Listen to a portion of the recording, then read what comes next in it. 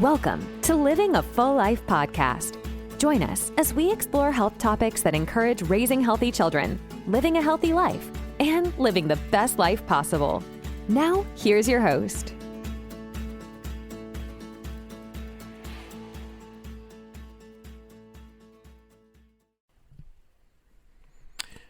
Hello and welcome to another episode of Living a Full Life with Dr. Enrico Dolcecore. Another week, another podcast. This week, talking about sleep. On the last podcast, we talked about, the 7 top things you can do to raise healthy kids. And one of them was sleep. And I finished the podcast, wrapped up, continued on with my week. And I was thinking, hang on a sec, sleep's huge. Sleep's a very big part of our overall health. So let's make an entire podcast about sleep. And I got to get one of my colleagues who's a dentist on our podcast sometime. Absolute genius. And he talks about sleep and, of course, trying to help the population with not just sleep apnea, but getting better sleep from a dental perspective. And he works with lots of chiropractors. But anyways, I'm getting off topic there. But yeah, sleep plays a huge role in our overall health. And it's really important. And if you've ever suffered from sleep, or not being able to sleep, I guess you don't suffer from sleep, but not being able to sleep, it is torture. It is torture. Helping so many patients through my career, and I will continue to help them. When they complain about sleep, you can't. You almost feel bad for them. Just everything that happens with lack of sleep and to their health and their energy and their well-being and even their determination and motivation goes down. It has a detrimental effect the longer we go. So sleep is important from infancy all the way to the end. And the younger you are, the more hours you actually need to get to sleep, just because of the circadian rhythms and what's happening with metabolism when we're younger. So the younger they are, especially infants and toddlers, they need 12 plus hours a night of sleep or a day of sleep. They usually nap during the day as well, until the age of 3, 4, 5, where naps may stop. Then they can go with about 12 hours. But for us adults, 8 is the gold standard, 7 to 8 hours of sleep until, our senior years, where we can probably get away with 4 to 6. But really 8 seems to be that magic number for sleep and enough time for an adult to get the rest that they need, get the circadian rhythms that they need, get the hormone balancing that they need, and get the nerve cell regeneration that they need. That's where all healing stems from, is that cell regeneration, and it happens at night when we rest. As mammals, as human mammals, we need to sleep different than our mammal friends on Earth, who can sleep standing up, like horses and cows and cattle and birds. They can stand on a perch. I guess they're not mammals, but whatever. Because of their cortex size, the white matter size of their brains. And we've forfeited some things in the animal kingdom as far as strength and other things compared to our other animals out here for that matter, for that brain matter, that white matter that we have compared to all the other mammals. And we need to fortify and rest that part of our brains, and that only happens through sleep. So let's talk about better ways to sleep. First off is comfort. Getting comfortable when you sleep is really important. The number one question I get, pillow. The number 2 question I get, mattress. And I'm not brand loyal to anything because it's so particular and peculiar for every person. So the rule with sleep is to be comfortable and to find the things that work for you. As far as a pillow goes, pillows depend on how you sleep. Are you a back sleeper, a side sleeper? Do you flip all night? Then that determines the size of your pillow. A pillow should support your head, and it should be the thickness or width of your shoulder on that one side or both sides. You take the average width of your shoulder. And when you lie on a pillow, just get your spouse to look at you and be like, hey, do I look like, my belly button, my sternum, my chin, my nose, and my forehead? Does it look like, if you were to draw a line, is that pretty straight? Is that a straight line when I'm lying down on my side? Or does my head fall into the pillow and almost create an angle? Or is my pillow way too thick and causing an increased angle in my neck. That can cause discomfort as far as trying to get a good night's sleep. If you sleep on your back, you can get away with little to no pillow at all. I mean, you can almost sleep flat there. It doesn't require anything. A nice roll or soft support behind your neck is great. If you're a stomach sleeper, I really have no advice for you, because that is not a good way to sleep. Just ergonomically, the way we're designed as humans, we're tall, and there's just no way to sleep on your stomach. All your organs are that way. It comes from childhood, sleeping and keeping your belly warm in the fetal position and on your tummy. But usually you break that habit in your toddler years, and if you don't, it's a lifelong habit. So that one's a tough one. Sleeping on your stomach has to be broken. The easiest, well, it's not easy. The best way to break that is to sleep on your side and get a body pillow, and just hug that body pillow. At the beginning, you're going to be pushing the body pillow off the bed. You're going to toss it to the left. You're going to toss it to the right. You're going to pretty much swing your leg over it almost to try and get onto your tummy.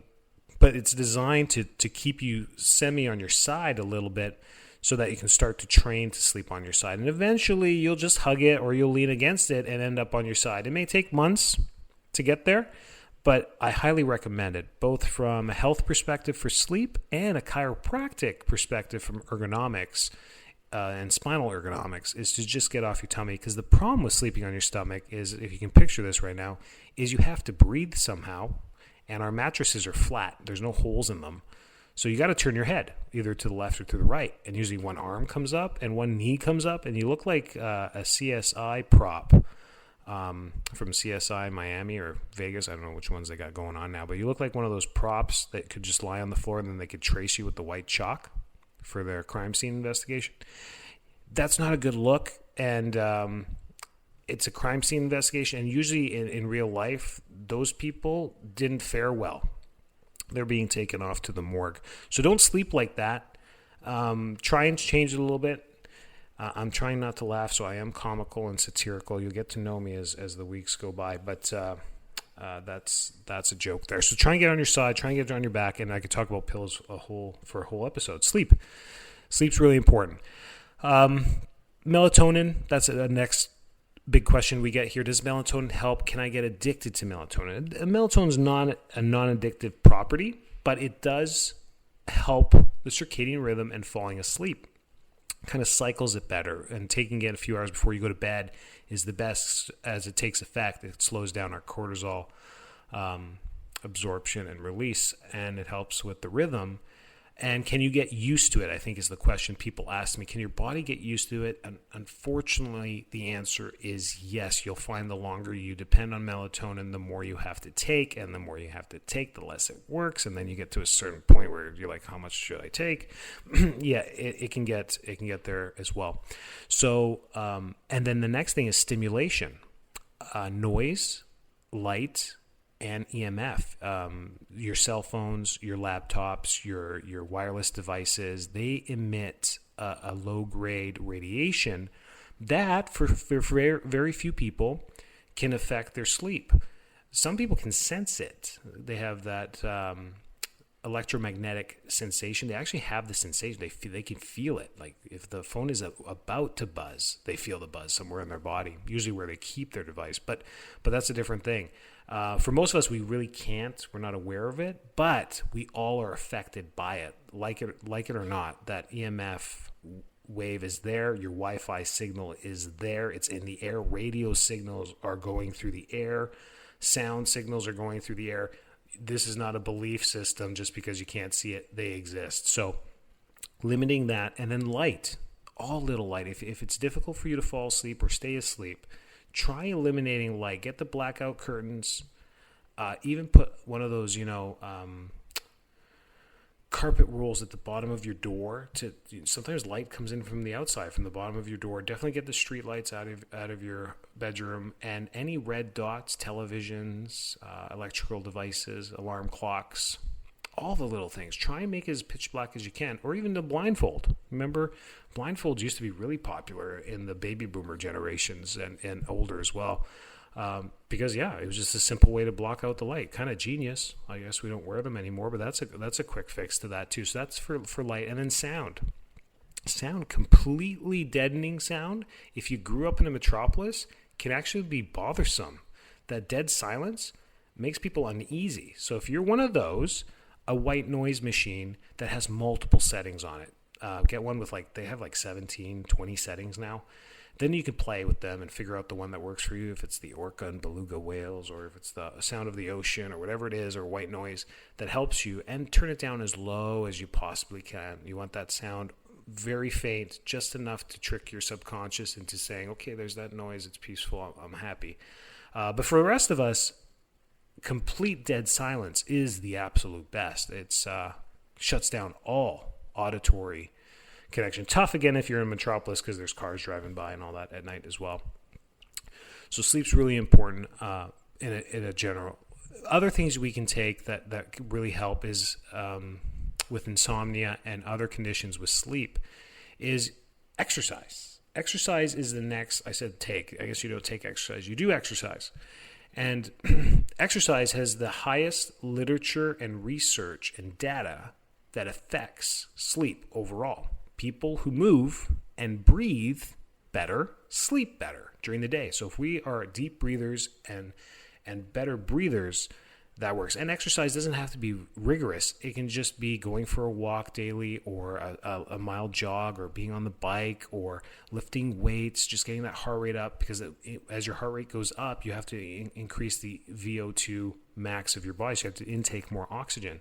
So that plays a big role as well. Their exercise is the best way. If you've always struggled getting time in your schedule to exercise, breathing exercises. You can find them on YouTube videos. They come from meditation videos as well. You can just deep breathing exercises and learning how to diaphragmatically breathe and hold your breath. And then you'll be able to train your lungs to hold more air and breathe more deeply. What that does is it trains your lungs to absorb more oxygen, put that into the circulation, which is great. It's all about oxygen. Sleep is all about oxygen. That's why when we start to have interference with our oxygen uptake, either with snoring or anything that happens with the mechanism of sleep, it becomes sleep apnea. And that's where we honestly have times in the middle of the night where we just don't breathe, where we just don't get oxygen. That is true apnea, and it can lead to asphyxiation. You could lose complete oxygen to the brain for a few moments, or cause other health conditions as well there too, and that has to be medically diagnosed and corrected for sure.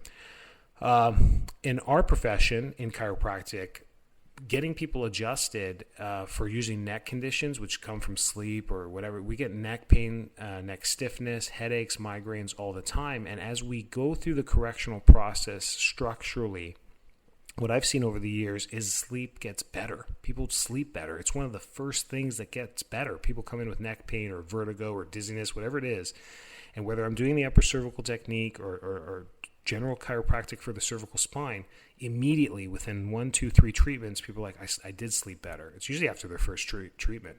If they've never been to a chiropractor before, I look them in the eye and I tell them, listen, when you're going home today, Sally, you're going to have a great sleep tonight. And they usually come back a few days later and like, you were right. Tuesday night, I had a great sleep after that adjustment. And it's because we just decreased a lot of the nerve tension in their neck, so they were actually able to relax for the first time in a long time, so they sleep better. And then we try and build on that, and we talk about sleep. Sleep's a big part of our health practice as well there. So lots of ways to improve your sleep just by making small changes in your bedroom. Make sure your kids have a sound place to sleep. We talk about tranquility and peace, and that runs from ancient Greece, about being tranquil and peace. And once life is over, we wish everyone rests in peace, right? And that's important because it's a virtue of good health for our life.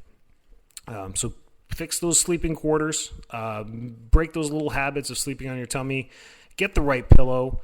Hundreds of dollars for a pillow doesn't make any sense. You don't need that. You just need to ask your spouse, hey, do I look like I'm straight? That's probably a good start to sleep. Contact me if you have any questions. You can find me on all my handles. On Instagram, Dr. Dolcecore. On Facebook, Dr. Dolcecore. LinkedIn, Dr. Dolcecore. How do you spell it? Dolcecore. It means sweetheart in Italian. I should probably get that handle, huh? Dr. Sweetheart. That'd be a lot easier. figure it out. Have a fantastic week, everybody. Stay healthy, stay well. We'll catch you next week. Thanks so much for tuning into this episode of Living a Full Life podcast. If you're enjoying the show, please feel free to rate, subscribe, and leave a review wherever you listen to your podcasts. That helps others find the show, and we greatly appreciate it. Thanks again for tuning in, and we'll catch you in the next episode.